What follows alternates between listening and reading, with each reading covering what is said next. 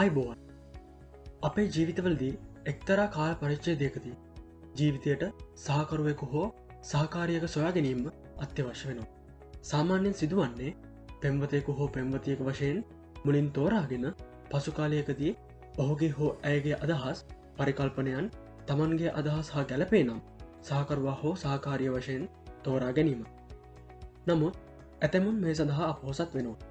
එනම් දීර්ඝ කාලයක් තිස්සේ තනිකරව සිටීමට සිදුවෙනවා. එය මානසික වශයෙන්ද ඉතා පීඩාකාරී දෙයක් වෙන්නත් පුළුවන්.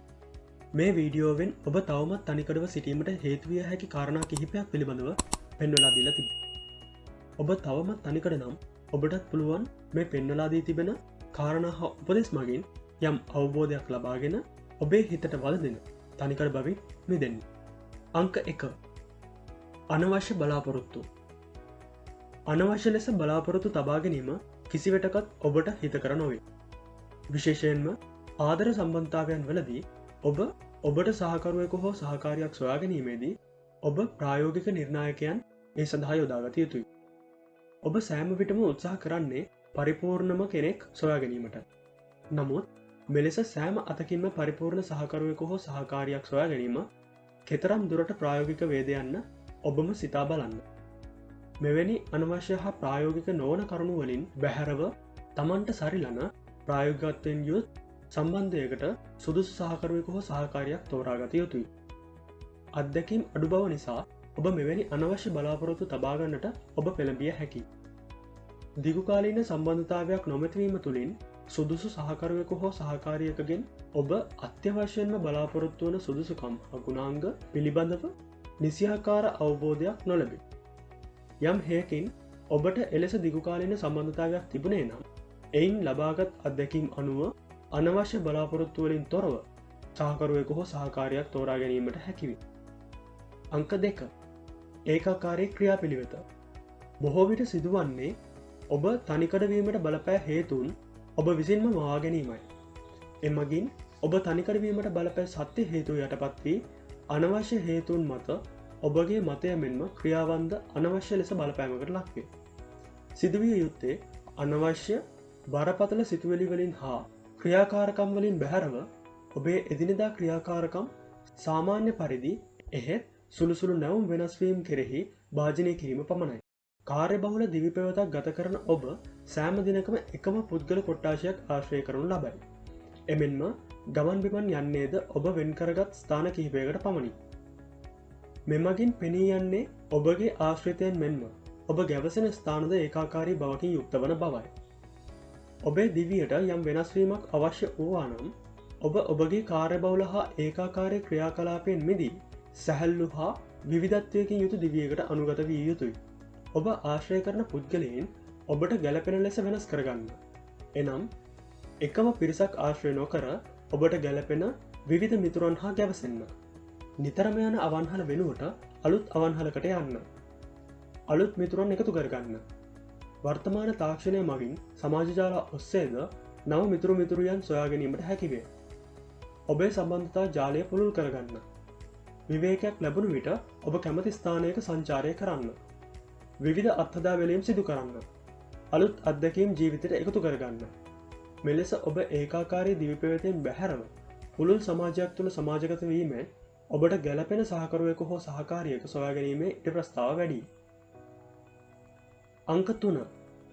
නොසැලකිලිමත් ලෙස ආකර්ෂණය වීම. යම් කෙනෙකුගේ බාහිර පෙනුම මත පදනම්ව නොසැලකිලිමත් ලෙස ඔබ බොහෝ විට විවිධ පුද්ගලයන්ට ආකර්ෂණය වේ. ඒ පිළිබඳව හරි අවබෝධයක් නොමැතිව ඔබ සම්බන්ධයකට මුලපිරුවහොත් පසුකාලීනව ගැටලු ඇතිවිය හැකි. කෙනෙකුගේ බාහිර පෙනුම නිසා ඔබ යම් පුද්ගලයකුට කැමති වේ නම් එතන තිබෙන්නේ ආකර්ෂණය පමණයි. එය නොසැලකිලිමත්කම නිසා හටගන්නා කැමැත්තකි. විශේෂයෙන්ම ඔබ ඔබේ සහකරුවා හෝ සහකාරිය තෝරා ගැනීමේදී සිතුම් පැතුම් චර්ය රටාවන් හුරු පුරුදු හා ගතිගුණ සොයා බලා සැලකිල්ලකින් යුතුව කටයුතු කළ යුතුයි. ඉහත කීවර්දි හුදෙක් බාහිර පෙනුම කෙරෙහි ආකර්ෂණය වී අනෙකුත් අත්‍යවශ්‍ය සාධක නොසලකා හරිමි ඔබ ඔබේ සහකාරිය හෝ සහකරුවා ලෙස කෙනෙක් තෝරා ගන්නවා නම් එය ප්‍රායෝගික නොවන අවබෝධයකින් තොරව සිදුවන ක්‍රියාවලියකි.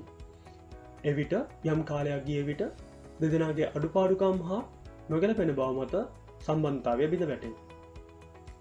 එසේ සිදු නොවීමට නම් ඔබ කළ යුත්තේ නොසැලකිලිමත් ලෙස වන ආකර්ෂණයන්ගෙන් හැකිතාක් අවම වී නිසි අවබෝධයකින් යුතුව ඔබ කැමති පුද්ගලයාගේ හැසිරීම් ගතිගුණ හුරුපුරුදු අධ්‍යනය කිරීමෙන් පසුව තමන්ට ගැලපෙන සහකාරියක් හෝ සහකාරුවෙකු සොයා ගැනීමයි. අංක 4 මානසික දූරාවලිය. මෙම ක්‍රියාවලිය සඳහා මූලිකවම බලපාන්නේ ඔබගේ මනසයි. යම් පුද්ගලයෙකු ඔබ දෙස උනන්දුවෙන් බලනවා යයි හැඟුණ විට ඔබ විසින් ප්‍රථමයෙන්ම සිදු කරනු ලබන දෙයක් වන්නේ ඔබ හා එම පුද්ගලයා සංසන්දනය කිරීමයි. මෙහිදී සිදු නොකළ යුතු දෙය වන්නේද එයයි. ඔබගේ බාහිර පෙනුමත් අදාළ පුද්ගලයාගේ බාහිර පෙනුමත් එකට සංසන්ධනය කළහොත් සත්‍ය ස්වභාවය එනම් දෙදෙනාගේම අභ්‍යන්තර නියම ස්වරූපය දැනගැනීමට නොහැකිවේ. මෙහිදී ඔබ ඔබවම ඔබ විසින් අවතක්සේරු කරගැනීම වැළැක්විය යුතුයි. ඔබගේ මනස ශක්තිමත් කරගත යුතුයි. බාහිර පෙනුම් මත පදනම්ව කිසි විටකත් ඔබ යම් පුද්ගලයෙකුට ගැලපෙනවාද යන්න සංසන්ධනය නොකරන්න. යම් විටක ඔබගේ අභ්‍යන්තර ගුණාංග සිතන පතන ආකාරය අදාළ පුද්ගලයා සමඟ ගැලපීමේ සම්භාවිතාවක් ඇත. එහෙයින් ඔබ තුළ ආත්ම ශක්තියක් ගොඩනගාගත යුතුයි. විශ්වාසයෙන් යුතුව අදාළ පුද්ගලයා සමඟ ගනුදෙනු කිරීමට පසුබට නොවන්න. ඔබගේ සත්‍ය ස්වරූපය ස්වභාවික චර්යාවන් හා හැසිරීම් රටාවන් අදාළ පුද්ගලයා වෙත ඉදිරිපත් කරන්න. එවිට ඔහුගෙන් හෝ ඇයගෙන් එයට සාපේක්ෂව එවැනිම වූ ප්‍රතිචාරයක් ලැබේවි. සිදුවිය යුත්තේ යම් කෙනෙකු ඔබ පිළිබඳව සැලකිලිමත් වන විට කලබල වී ඔබ ඔබවම අවතක්සේරු කර ගනිමින් ඒ ප්‍රතික්ෂේප කිරීම නොව අදාළ අවස්ථාවට ගැලපෙන පරිදි ධනාත්මක චින්තනය යුතුව ආත්ම විශ්වාසයෙන් මුහුණදීමයි. ඔබේ මනසේ හටගන්නා කලබලකාරී හා ඍණාත්මක සිතුවිලි බැහැර කරන්න. මෙහිදී ඔබ අනවශ්‍යදය මනසින් බැහැර කර මනස නිරවුල්ව තබාගත යුතු අතර අනෙකාට ප්‍රසන්න ලෙස හැසිරිය යුතුයි. ඔබගේ ස්වභාවික හැසිරීම සත්‍ය තොරතුරු ලබාදීම මගින් අනෙකාට ඔබ පිළිබඳව ස්ථාවර නිගමනයකට එළබීමට හැකිවේ. එමගින් ඔබට විශ්වාසයෙන් යුතුව සාර්ථක සම්බන්ධතාවයක් ආරම්භ කළ හැකි. අංක 5 අනවශ්‍ය පීඩනය. බොහෝ තරුණ තරුණියන්ට සහකරුවෙකු හෝ සහකාරියක් සොයා ගැනීමට නොහැකි වන ප්‍රබලතම කරුණක් වන්නේ ඔවුන් සතුවන අනවශ්‍ය පීඩනයයි. මෙය ඔබ විසින්ම නිර්මාණය කරගන්නා අනවශ්‍ය ගැටලුවකි. ඔබගේ අනෙකුත් සියලුම කාර්යයන් පසක තබා මෙය ඔබගේ ප්‍රථම රාජකාරිය කරගැනීම මගින් ඔබට අනවශ්‍ය පීඩනයක් ඇතිවෙන වසයම එමගින් ඔබගේ එදිනදා ජීවිතයේ වැඩ කටයුතුද අඩාලවීමට හැකියාවක් ඇත. තමන්ට ගැලපෙන සහකරුවෙකු හෝ සහකාරයක් තෝරා ගැනීමේ ක්‍රියාවලිය ඔබගේ එදිනදා ජීවිතයේ ක්‍රියාකාරකම් මෙන්ම සාමාන්‍ය ක්‍රියාවලියක් බවට පත් කරගන්න. ඒ ගැනම හිතමින් ඒ සඳහා ඔබගේ පූර්ණ අවධානය ලබාදීම මගින් ඔබ තුළ අනවශ්‍ය ලෙස පීඩනයක් හටගනි. එය ඔබේ ශරීරයට මෙන්ම මනසට හිත කර නොවේ. ඔබ සොයනුවේ ආදරයෙන් සහ සතුටින් සිටිය හැකි සහකරුවෙකු හෝ සහකාරියකි. එනම් බොහෝ විට ඔබ බලාපොරොත්තු වන්නේ ඔබගේ ජීවිතයේ ඔබට නොලැබෙන සතුට අනෙකාගෙන් ලබා ගැනීමයි. සරලවම කියනවා නම් ඔබට අනෙකාගෙන් යැපීමට සිදුවන තත්ත්වයකි. ඔබගේ සතුට තවකෙකු මත පදනම්වීම මගින් ස්ථාවරයක් නොමැති අවිනිශ්චිත බවක් ඔබටම හැඟෙනු ඇත.